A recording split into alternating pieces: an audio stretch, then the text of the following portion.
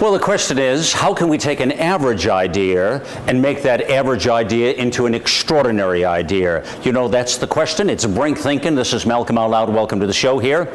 We have with us Tammy Levent, who's an author, speaker, author of Women Who Mean Business. I love it. Brand new book. Tammy, huh? Yes. I thought this was out for a while, but it's brand new. It's just coming out, man. 2 weeks. Congratulations, man. Terrific. Thank you. Good to see you. And you get some interesting things. This is probably going to be just a little different for you folks this morning, but you know what? It'll inspire you to have a better day. So you lead the Whip Shop Workshop Series. Say that fast. I'm afraid to say it that fast. The Whip Shop Series. The Whip Shop Series. See, there's a whip in my hand all the time. You are something else, man.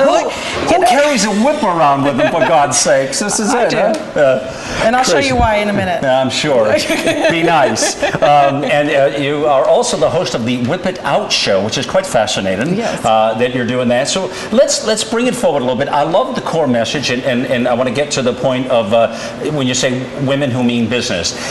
You know, I've been an advocate of programs that benefit women all my life. In fact, in the agency days, you know, it was always, I mean, we always promoted women to great positions because they were good at what they did. In most cases, they had a lot better than the men sometimes, you know? And but there are a lot of programs today supporting women and bringing, and I think I would guess, Tammy, if, you know, over the last 10 years, maybe 20 years, there's been a big jump for women. Yes, don't you think, in business? There has, absolutely, absolutely. And it's not, you know, we were discussing this earlier, and you don't have to sleep with everyone to get to that point. That's what I'm talking about. That's what you think, girl. It didn't work for me. You know, and what I see is that we have a lot more powerful, a lot of more independent women, but they have to be able to be creative and bring what they want, their message out in a totally different way. And I want to say something. That's the difference between women and men, you see, and I just want to point this out right now for everybody, and I think you'll agree with me. See, men like to sleep their way to the top. Women, not so much. Now, why is that double standard there? Well, it depends on the man. I'll answer honestly, Malcolm. You know that. I'm on your show. I have the Whip It Out show. We're going to have fun today. I can tell you that. I'm just wondering, what's the difference, right? One gets away with it, the other doesn't, maybe. It's always been that double standard in life. I don't know. All right, so let's get serious a moment. I understand you call it I Whip It initially. It's the acronym for, and I love this, incredible women have infinite power in themselves. Correct. So you got 7 quick words. Yes. It's great stuff. What do you mean by it? Well, I'm going to, if it's okay, if you want me to go back to my story and how it started and where the whip came from, because that's important. Yeah, let's do it. Okay. The whip started, I had a crisis in my life. You know, we all have issues. We all have a tragedy. We all have a story. The story is who makes us. I really think that, Malcolm. Your story makes you who you are as a character. We all do. We all have stories. My story is that I was an entrepreneur at 17 years old. That's when I started my first company at 17. I had an export business, one of the largest shipping companies in New York. Okay. Built my company, sold that company, moved to Florida when I was 25. Got married, had a baby, had a lot of problems with my pregnancy. Make a long story short, I always loved diamonds, loved jewelry, wanted a jewelry store, wanted a jewelry business. After I started my company, 5 years later, I had an armed robbery. My husband was in the store at the time. He was beaten 50 to 60 blows to his head, robbed us of everything that we had in inventory in the store. So all of a sudden, in an instant, you have nothing. You don't have a time to prepare. No matter what you have in savings, it's gone. And everyone can relate to this today because you know what we're going through right now in this country. Then after that, 6 months after that, I was working telemarketing. It's the only job that I can find. If you remember back in 1995, 96, that was the big thing, the whole boiler room telemarketing. Didn't matter what I had to do. I was going to have to get work so I can maintain the income, so I didn't go through a bankruptcy, take care of my husband, and find, you know, my financial freedom again to where I was at. Well, that was great and wonderful. I started telemarketing in a very small little company. 6 months later, unfortunately, my children were in the car. Their grandmother was driving. She passed out at the wheel, and my 9-year-old was in the front. My 2-year-old was in the back, and she passed out at the wheel. My 9-year-old took control of the car. Wow. Swerving uncontrollably, ran into a house going 45 miles an hour into a brick wall. The 9-year-old. The 9-year-old didn't drive, didn't leave the seat, but her grandmother was exactly our positions here. She's driving. She didn't know what to do. She tried to put the car in park, but she watched us all the time, how you squeeze that, but she didn't know that we were squeezing the button to do it. She tried. The baby came from the back and sat in the front because he was screaming. He didn't know because my daughter's freaking out. So when they did that, my daughter took the steering wheel. She didn't know what else to do because the car's dead weight, 45 miles an hour. She turned the steering wheel to the right. When she did that, thank God, her grandmother's body fell on top of her and my son, and they went through the brick wall. And my daughter, my grandmother died. My daughter's face was completely torn off. She had no face. Her tongue was severed. And her kneecap was cut off. All in that accident. In that accident, and my son had an orbital eye fracture. Wow. My son they told me we don't know if he could ever see again. And then when my was daughter, this? How far back? 1995. So this has been a few years now. Years. Yeah, 17 years ago. But where the whip came in was because I was telemarketing. They made me Tammy the trainer, and they gave me a whip. And all I had was this little whip, and all I would do all day was train these people that I really did not want to be there. And it wasn't a job. Psychologically used the whip as I went somewhere else. as a tool. Exactly. Yeah. And when I held the whip, it's really odd. When I hold this, and you can hold it, it gave me this. I can't say that I've ever really held a whip, right? But when you hold it, to me, it gave me an incredible different type of power. And so you used it as a metaphor. And I knew that one day the whip was going to be something in my life because this is the only thing that I had to give me that strength that I needed. It didn't matter. I know it's a little whip, but women have infinite power, and that's where it came from. Tammy, what advice can you provide for folks out there that are going through their own crisis, whatever it might be? I mean, it may not be obviously as devastating as that particular situation, but to everybody. I mean, people go through crisis in life. Well, what advice? Well, you have men and you have women, and mine, especially helping women, is to, right now, if you're in a situation in your life that you're either working for someone, you have your own business, you're really stuck. Everyone in this country is stuck. This is the time that we need to go back to the way things were and work together. I really believe that, Malcolm. You and I are probably in the same age bracket, but remember back in the day, it would be a handshake and we would be done. I really think that people need to strategically partner and to bring brands together to build a bigger brand. For instance, if I can give you one example, Ruth Eckerd Hall is one of the largest performing arts centers here, and they're one of the largest in the country.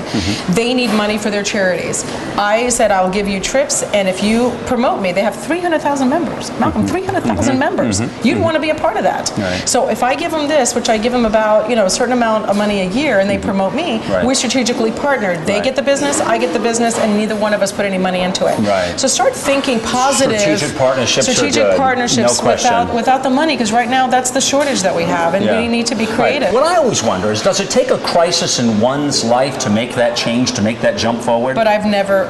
I've always been motivated. I've always been that motivated spirit that I've had. Sometimes they have a crisis and they regress. So how do we encourage people to reevaluate their priorities is what I'm asking, So in other words, why wait for a crisis? Do you see what I'm saying? Exactly. And why wait? Why are you giving up? Make it stronger for yourself. Do something that you need to do. You have a family. You want to get further ahead. You cannot wait for it. And especially our children. I have to say this because I have 2 children. Everything is expected. There is nothing to be expected. And you have to learn that you have to work for it. Nothing comes to you. We're always trying to instill that in our little ones, obviously. I think in this life there are givers and takers. We have to encourage more people to give more than to take. That's the difference, I think, huh? You're right. I have my party coming up, and it's all for charity, but I'm bringing the community together. Good for you. We have to do it together. So how do we help address those insecurities and lack of confidence that people have? They have Suggestions? I think that one is that we have to think of what our values are. What is it that we want? My value, my number one value, my key word is integrity. I have the integrity that I want to better myself. This book, what I do, is not a matter of what I'm doing at this moment. I'm trying to leave a legacy behind. It's more than that. And you have the same as I do. So where are you in your life? What are you passionate about? What is it that you want to do? Instead of sitting there whining and complaining about it, do something about it. Make a difference in your life first before you can make a difference in somebody else's life. And I think that we all need to work together and pull together. There's this attitude and casualness that I see out in the community today. And I'll give you an example. I call it business hygiene, okay?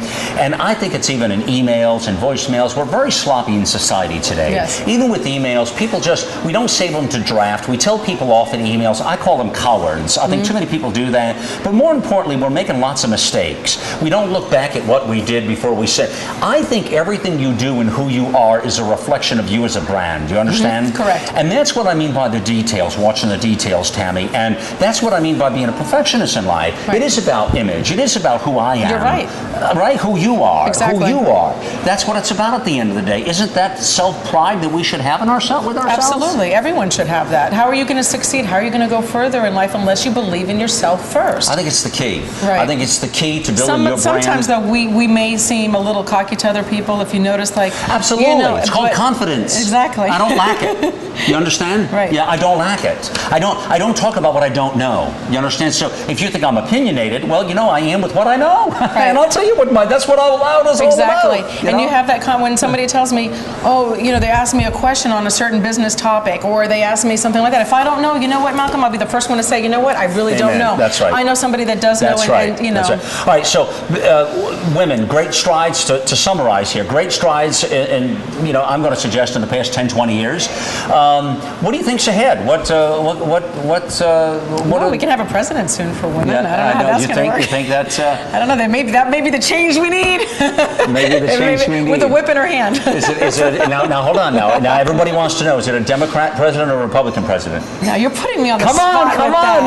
Which is it? I would say Republican. Oh, there we are. I had no idea, folks. I did not put those words in her mouth. So who is it? Condoleezza Rice? Oh boy, that would really... She doesn't need a whip. No. She makes her own. I mean, I've always been a fan of hers. I think she's very fiscally strong woman, terrific leader. Do you think that women... I'm asking you a question now. Look at this. It's his show and I'm asking you a question. Terrific. Do you think that women are more honest?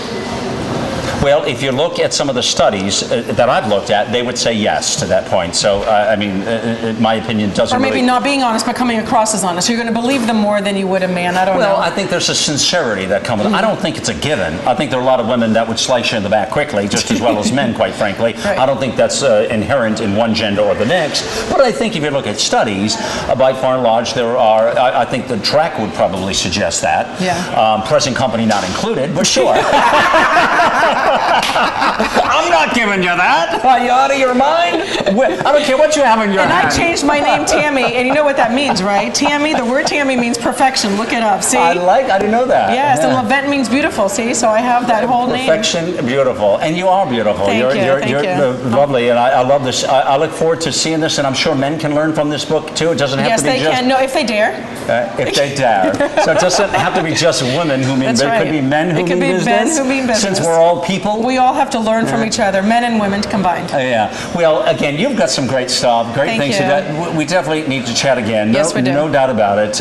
But again, Bring Thinking is all about, again, really getting people to be more extraordinary in their lives, getting beyond average, Tammy, to where really almost to the absurd stage, beyond the absurd stage. And honestly, how many times in your life, and we've been around for a minute, have you said, man, I don't want to do this anymore. I so give up on this. But something inside says, I believe in this, I believe in myself, and I have to do it. That's the secret and the key to Bring Thinking. You have to have the persistency. You have to be willing to get a little absurd in your life, like you. This is absurd. You understand? You want to try it? No, go ahead, girl. It is absurd, though. People would say this lady's out of her blessed mind. And this came, in fact, how many years ago? 17 years ago this was created. But it's a great idea. And it's probably an idea where you use a metaphor to encourage people. And it was to me, whip it out of your life, get it out, get rid of it. You're using funny words to catch people's attention. There's nothing wrong with that. Exactly. There's nothing wrong with that. And one should have fun with that. And well, you're loud, so there you go. I'm out loud. And out loud just means to get to the truth of the point. In any event, Tammy, good to... Thank you so much. Wonderful to have you here. Always, good to be here with you. So, again, the question for you this morning, again, is to ask yourself, are you going to make the leap?